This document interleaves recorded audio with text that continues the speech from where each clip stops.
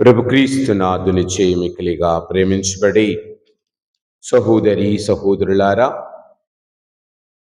ఈరోజున మనందరం సామాన్య కాలములోని 3వ ఆదివారంలోనికి ప్రవేశిస్తూ ఉన్నాం. దేవుని గ్రంథ వాక్యములను చక్కగా సావధానంగా మంచి మనసుతో ఆలకించాం. దానిలోని దాగిన తాత్పర్యాన్ని, గూఢార్థాన్ని కొద్దిసేపు మనందరం మననం చేసుకుందాం. ఈ రోజున మనం విన్నటువంటి సువార్త పఠనములో 3 విషయాలు ప్రస్ఫుటంగా స్పష్టంగా మన ముందు భగవంతుడు ఉంచుతూ ఉన్నాడు. మొదటిది లూకా సువార్త 4వ అధ్యాయము 14వ వచనం ఏమని పలుకుతూ ఉంది ఒకసారి గమనిస్తే, ఆ ఆత్మ బలము చేత ఆయన ఆత్మ చేత పూరితుడై పవిత్రాత్మ చేత నింపబడిన వాడై ఆయన గలిలయసీమకు తరువాత తన యొక్క తాను పెరిగి పెద్దవాడినటువంటి నజరేతు నగరమునకు ఆయన వచ్చెను అని మొదటిది వింటూ ఉన్నాం. అనగా ఆయన ఆత్మ బల సంపన్నుడిగా, ఆత్మ చేత పవిత్రాత్మ దేవుని చేత నింపబడిన వాడిగా మనము చూస్తూ ఉన్నాం. ఇక రెండవది అదే 4వ అధ్యాయములోని 19వ వచనం ఒకసారి చూద్దాం. ఆ దేవుని యొక్క సంవత్సరమును లేక కారుణ్య సంవత్సరమును ప్రకటించుటకు ఆయననగా దేవునికి నచ్చిన సంవత్సరం, ప్రభుహితమైన సంవత్సరాన్ని ప్రకటించుటకు ఆయన నన్ను పంపెను. మూడవది అదే అధ్యాయములో 20వ వచనం ఏమని పలుకుతూ ఉన్నది,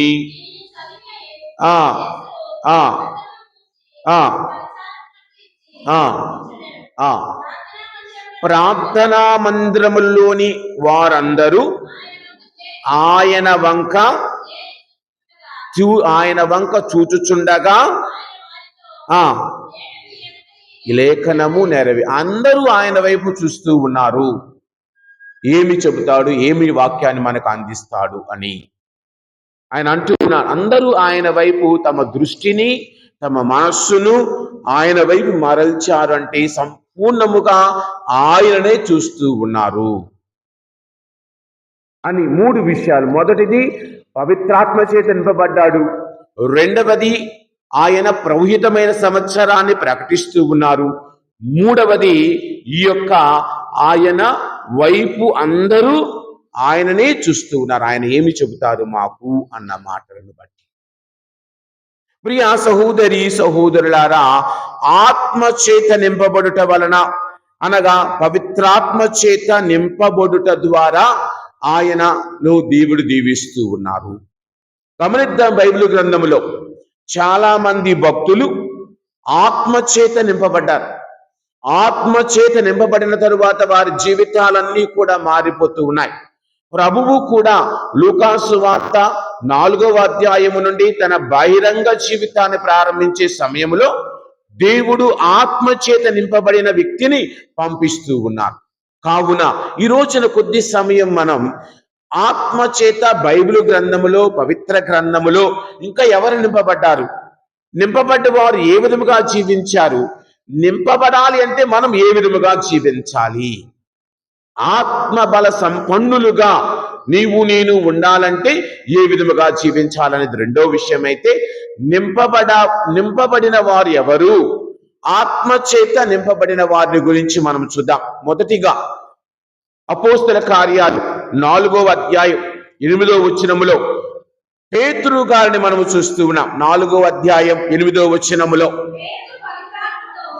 పేతురు పవిత్రాత్మ చేత పూరితుడై అందరితో ధైర్యముగా మాట్లాడుతున్నాడు. ఆత్మ చేత నింపబడిన వారు ధైర్యమును కలిగి ఉంటారు.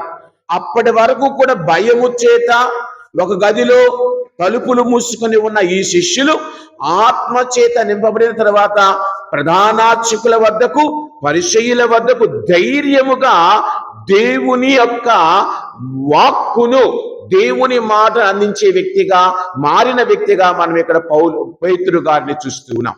ఆయన పవిత్రాత్మ చేత నింపబడిన వాడై ఆ ప్రజానాయకులారా, పెద్దలారా,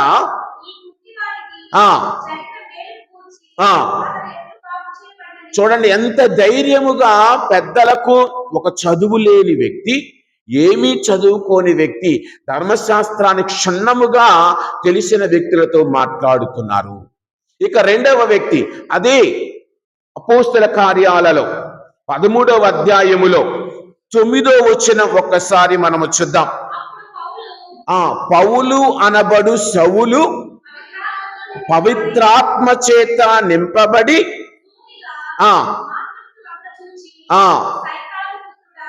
చూడండి ధైర్యముగా ఆ మాంత్రికుడి వైపు ధైర్యముగా చూసే విధానం. ఇక్కడ సౌలు, పౌలు అనబడే సౌలు ఇద్దరూ ఒకళ్ళే. గ్రీకు భాషలో పౌలు అంటే, ఇబ్రీలు భాషలో సౌలుగా మనం చదువుతూ ఉంటాం. అదే కొంతమంది చెప్తారు ఆయన సౌలు పౌలుగా మారాడని. ఆయన రెండూ ఒకటే. సౌలు లేక పౌలు అనబడే సౌలు ఆత్మ చేత, పవిత్రాత్మ చేత నిండిన వాడై చూడండి చక్కగా, సూటిగా, ధైర్యముగా ఆ మాంత్రికుడు చేసే తప్పుల వంక చూసి ధైర్యముగా ఆ మాంత్రికుడితో మాట్లాడుచూ ఉన్నాడు ఇక్కడ. కావున నీలో ఆత్మదేవుడు ఉంటే తప్పును ఖండించే శక్తి నీలో ఉన్నది. అది ఇంటిలో వారైనా సరే, బయట వారైనా సరే, నీవు దేవుని వాక్కు చేత, ఆత్మ చేత నింపబడితే మనము కరాఖండిగా చెప్పగలం. ప్రియ సహోదరి సహోదరులారా,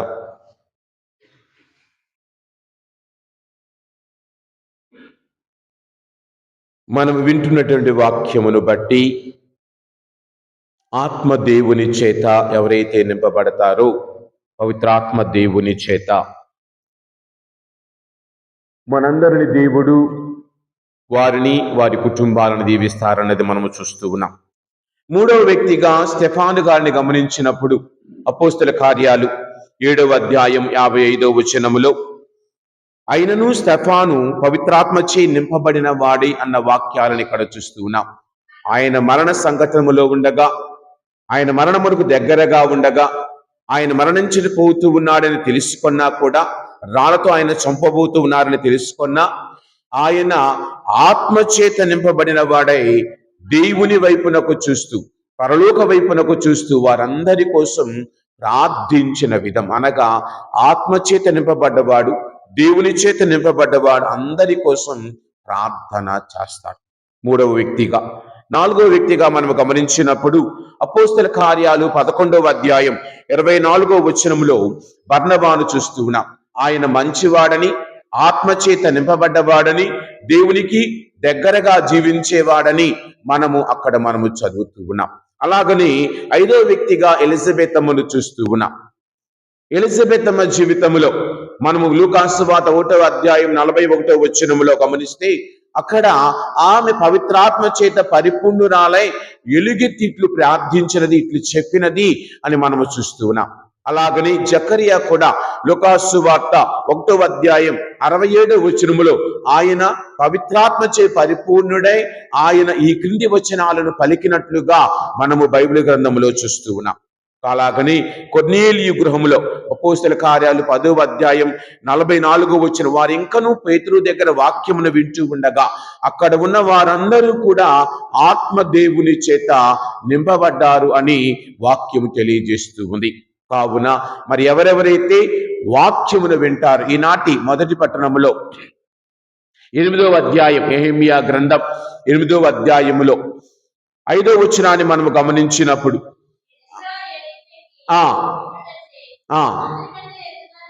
ఆయన వేదిక మీద ఉండుట వలన ఆయన అందరికంటే ఎత్తుగా ఉన్నట్లు చూస్తూ ఉన్నాం.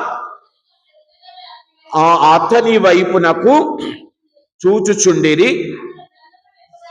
అతడు గ్రంథమును విప్పగానే జనులెల్లరూ లేచి నిలుచున్నారని వాక్యాన్ని చూస్తూ ఉన్నాం. ఎప్పుడైతే ఆయన గ్రంథమును విప్పగా ఆయన వైపు చూసిన వారందరూ పవిత్ర గ్రంథాన్ని ధర్మశాస్త్రాన్ని విప్పిన వెంటనే లేచి నిలుచున్నారు. అలాగని మనం అదే అధ్యాయములు 8వ వచనాన్ని ఒకసారి గమనించినప్పుడు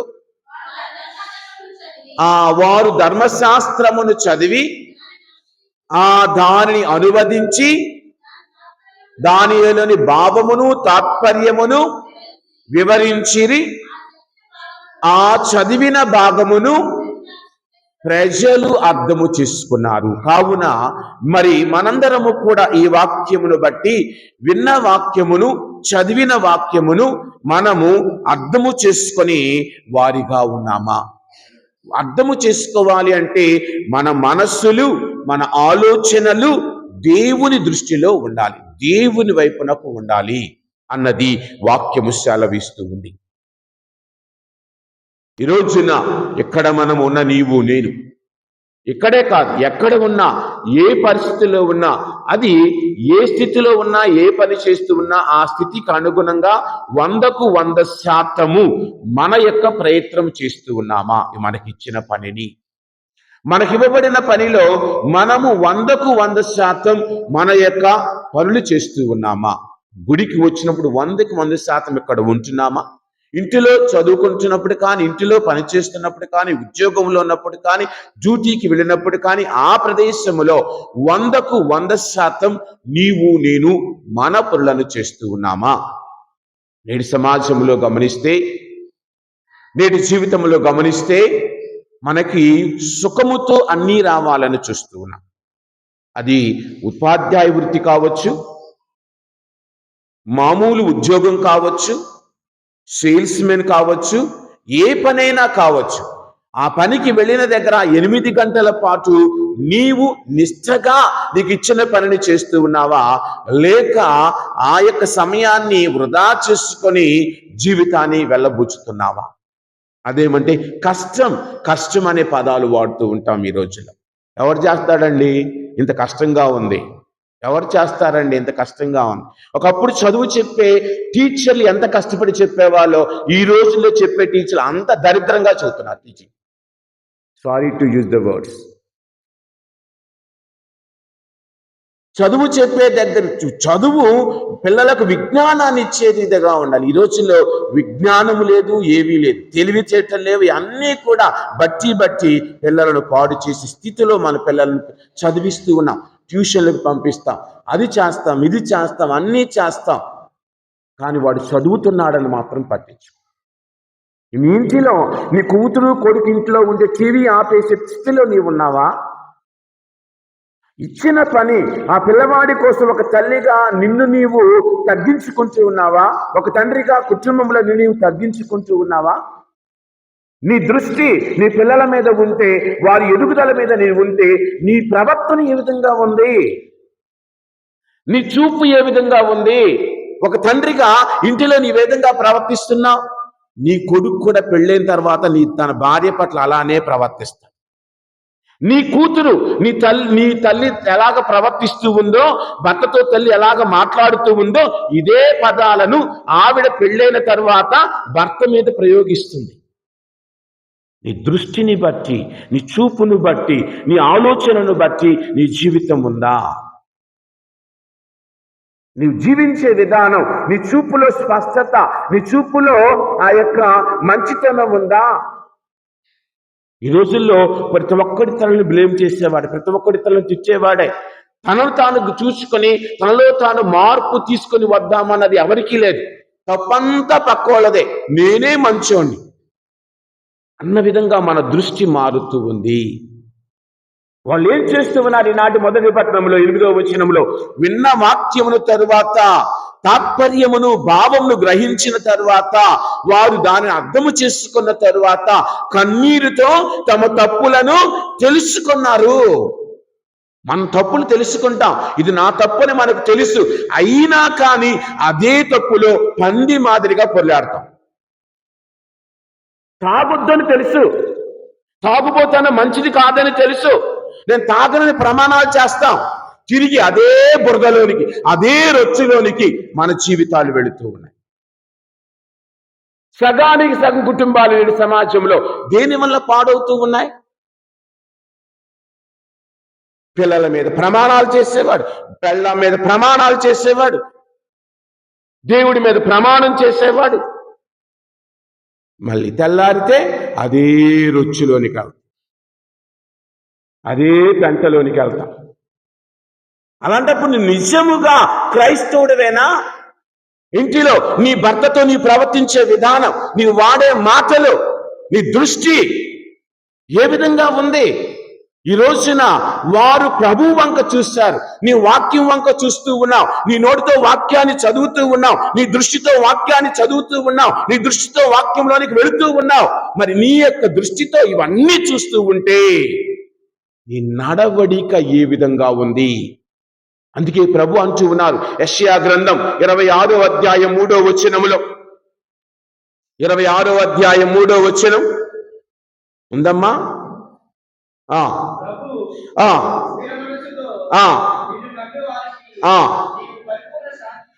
స్థిర మనస్సుతో, ఎలాంటి మార్పు లేని మనస్సుతో నిన్ను నమ్మువారికి నీవు పరిపూర్ణ శాంతిని వసగుతావు. ఇప్పుడు స్థిరమైన మనస్సుతో, స్థిరమైన బుద్ధితో, మారని మనస్సుతో మనందరం పాటలు పాడు, మారని దేవుడు నీవేనయ్యా, మొరిగై ఉండలేదు నీకు యేసయ్యా అని. మరి మనం ఎందుకు మారుతున్నావు? మారని దేవుడితో నీ సహవాసం ఉందే కదా, మారని దేవునితో నీ దృష్టి పెడుతూ జీవిస్తున్నావు కదా, మారని దేవుని వాక్యముతో, పరిశుద్ధ వాక్యములో నీవు నడుస్తున్నావు కదా. మరి నీవెందుకు మారుతున్నావు? అనుదినము నీ భార్య దగ్గర ఒక విధంగా, ఆఫీసులో ఒక విధంగా, పిల్లల దగ్గర ఒక విధంగా. ఎందుకు మన జీవితాలు ఓసర వెళ్ళేలాగా మారి మారి జీవిస్తూ ఉన్నాం? ఓసర వెళ్ళిన కొన్నిసార్లు మారదు, మానవుడు మారినంతగా క్షణాల్లో అన్ని మారుతాయి. క్షణాల్లో అన్ని క్షణాలే, అన్నీ మారిపోతాయి. అవసరమైతే కాళ్ళు, లేకపోతే జుట్టు. అది మన తత్వం, అది మన తత్వం.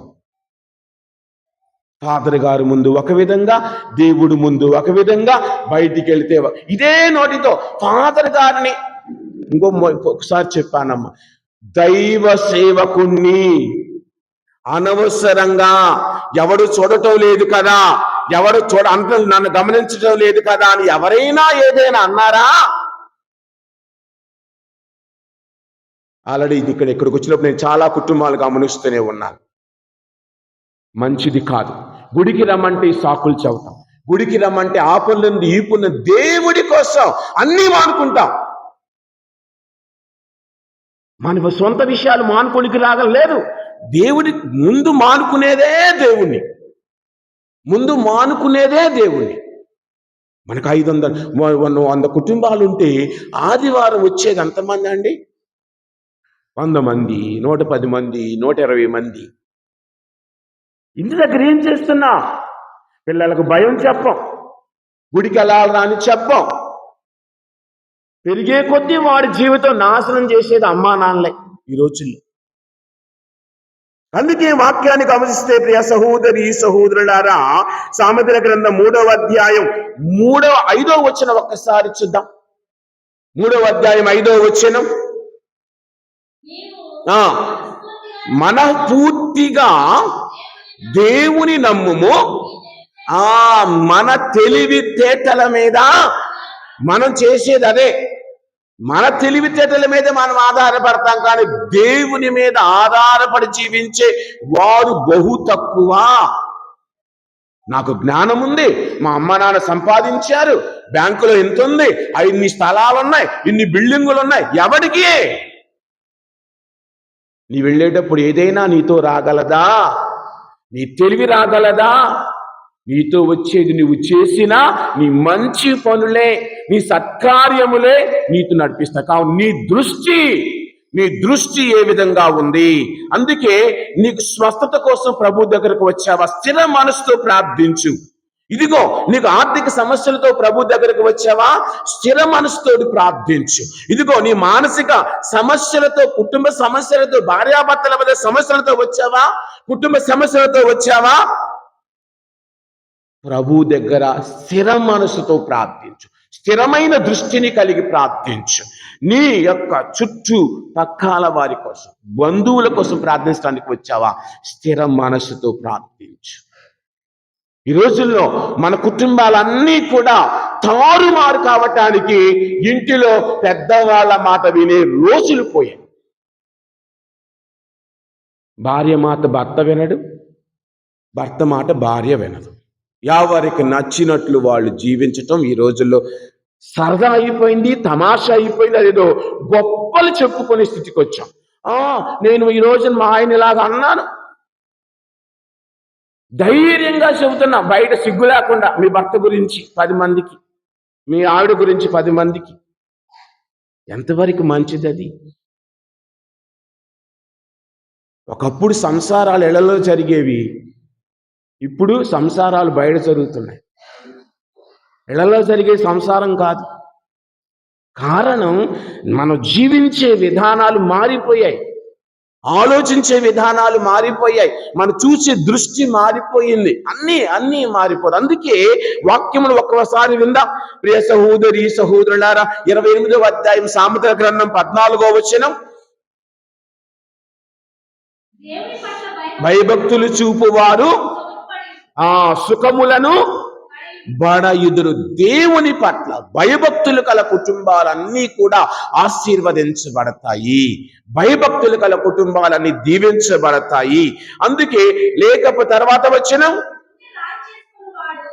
కొంతమంది ఏమైందిలే నచ్చిన విధముగా జీవిస్తే వారు నాశనమగుదురు అంటున్నారు. అందుకే ఈ రోజుల్లో చక్కని వాక్యం ఒకటి వినబోతూ ఉన్నాం. మొదటి సమూయేలు గ్రంథములో 16వ అధ్యాయములో దేవుడు సమూయేలు ప్రవక్తతో చాలా చక్కని వాక్యం, ఈరోజు నీవు నేను చెప్పుకునే వాక్యమే ఇది. ఏమిటి? 7వ వచనము 16:7లో, కానీ ప్రభువైన యావే దేవుడు ఇతని రూపమును ఎత్తును చూచి భ్రమపడవద్దు. ఈరోజు పెళ్లి చూపులకు వెళ్తే అబ్బాయి ఎత్తులేడు, అబ్బాయి నల్లగా ఉన్నాడు, అబ్బాయి సన్నగా ఉన్నాడు. ఏది ప్రాముఖ్యముగా నిలిచేది కడవరకు? హృదయములో ఉన్న మంచితనం. అందము శాశ్వతము కాదని సామెతల గ్రంథంలో తర్వాత చూద్దాం. తలుకు బెలుకులు నమ్మరానివి, అందము శాశ్వతము కాదు. 30వ వచనములో మనం చదువుతుంటాం. సామెతల గ్రంథంలో చివరి అధ్యాయము చివరి వచనాలు ఎక్కడో ఉండిద్ది, 31, 30 ఎక్కడో. తలుకు బెలుకులు నమ్మరానివి, అందము నిలుచున్నది కాదు. నీ దృష్టి ఈ శరీరం మీద మాత్రమే ఉంటే అది మంచి దృష్టి కాదు. నీ దృష్టి ప్రభువు మీద అనగా ఆత్మీయత మీద నీ దృష్టి ఉంటే నీ జీవితము దీవించబడుతుంది. ఏమంటే తర్వాత వెనక వద్ద ఆయన అంటూ ఉన్నాడు సమూయేలుతో, యావే దేవుడు నీవు ఇతని రూపమును ఎత్తును చూచి, బాగా ఎత్తుగా 6 అడుగుల ఆజానుబాహుడు, మిలిటరీ మ్యాన్ లాగా ఎక్సర్సైజులు చేసి ఇవన్నీ బొజ్జలు పెంచుకొని దెబ్బలు పెంచుకొని ఉన్నాడు అనుకుంటున్నావేమో. దానియేలు యొక్క 7 అన్నదమ్ములను ఆయన ముందుకు తీసుకొని వచ్చారు. ఎవరిని రాజుని చేయాలని. రాజుకు ఉండవలసినది కండలు, అందము కాదు. తన ప్రజలను పరిపాలించాలంటే ఏమి ఉండాలి? విజ్ఞత ఉండాలి, వివేకము ఉండాలి, మంచితనం. అది మనం చూసేది. పెళ్లి చేసుకున్న తర్వాత కుటుంబము ఎలాగ బ్రతకాలి? అందముతోటి బ్రతకదు, ఐశ్వర్యముతో బ్రతకదు. ఆత్మీయత, స్నేహము, అర్థము చేసుకునే మనసు ఉంటేనే ఆ కుటుంబాలు నిలబడతాయి. అంతేకాని అందంతో పెళ్లి చేసుకుంటే 6 నెలలు కూడా కలిసి జీవించరు. ఏమని ఉన్నామో తర్వాత వచ్చిన నిరాకరించి తిని దేవుడు మనిషి చూచిన చూపుతో దేవుడు మనలను చూడడు. మనుషుడు బయట ఆకారాన్ని మాత్రమే, ఈ జుట్టు ఏ కట్ చేశాడు, ఈ కట్టు తీశాడా, ఆ కట్టు తీశాడా, ఏ డ్రెస్ చేశాడు, కట్టింగ్లు వేసాడా, అదే వేసాడా, పెన్సిల్ కట్టా, మామూలు కట్టా, ఏది దేవుడు అవన్నీ మనం చూస్తాం. ఈరోజు గుడికి వచ్చిన నా పక్కన కూర్చున్న ఆవిడ ఆర్ఎస్ బ్రదర్సా, చందన బ్రదర్సా, సిఎంఆర్ బ్రదర్సా, ఏ చీర ఏ నగ ఎక్కడ తెచ్చింది, ఇది మనం చూసేది. పక్కన కూర్చున్న ఆవిడ బైబిల్ పక్కన వదిలేస్తాం.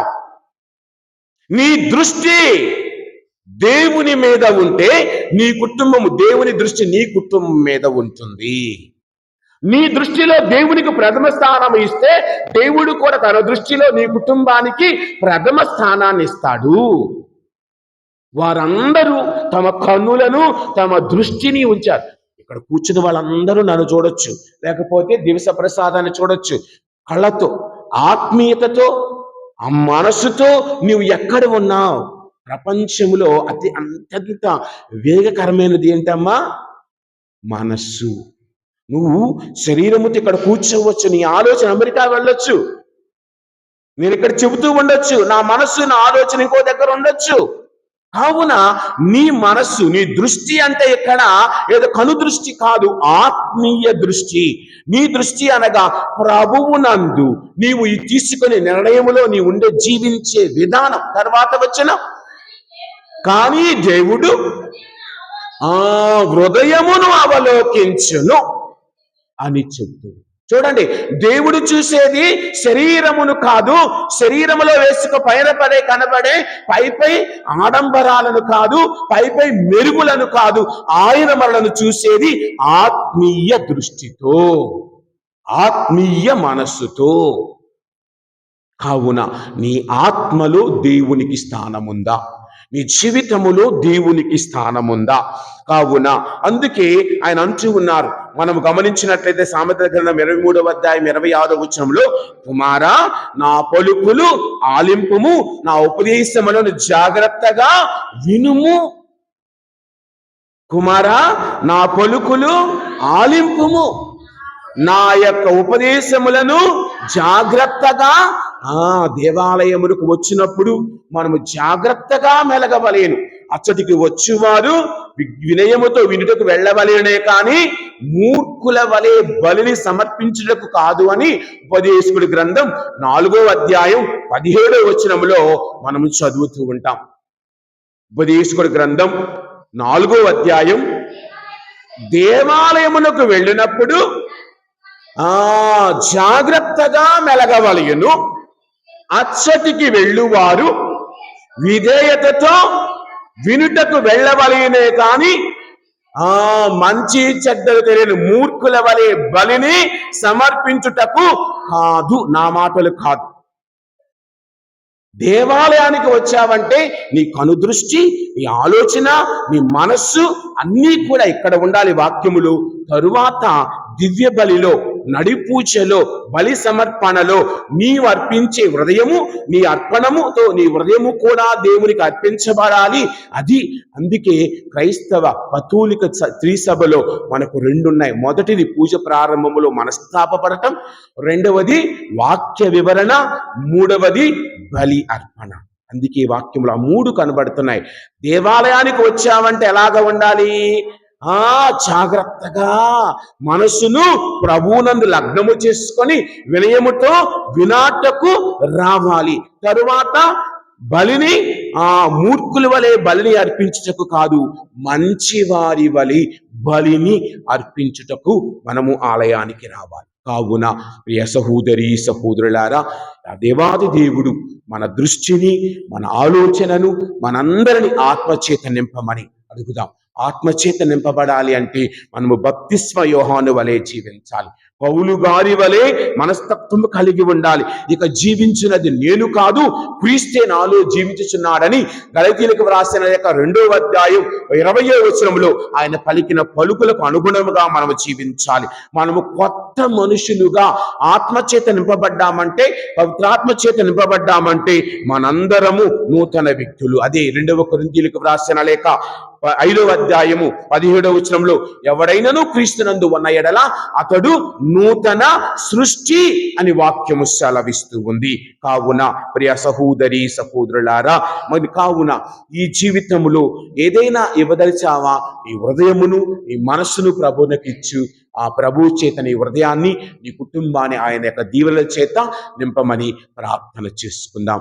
ఆ దేవాది దేవుడు మనను, మన కుటుంబాలను దీవించమని ఈరోజు ముఖ్యంగా మన యొక్క దేశ ఏ రోజేంటి గణతంత్ర దినోత్సవం, రిపబ్లిక్ డే అంటాం ఇంగ్లీష్లో.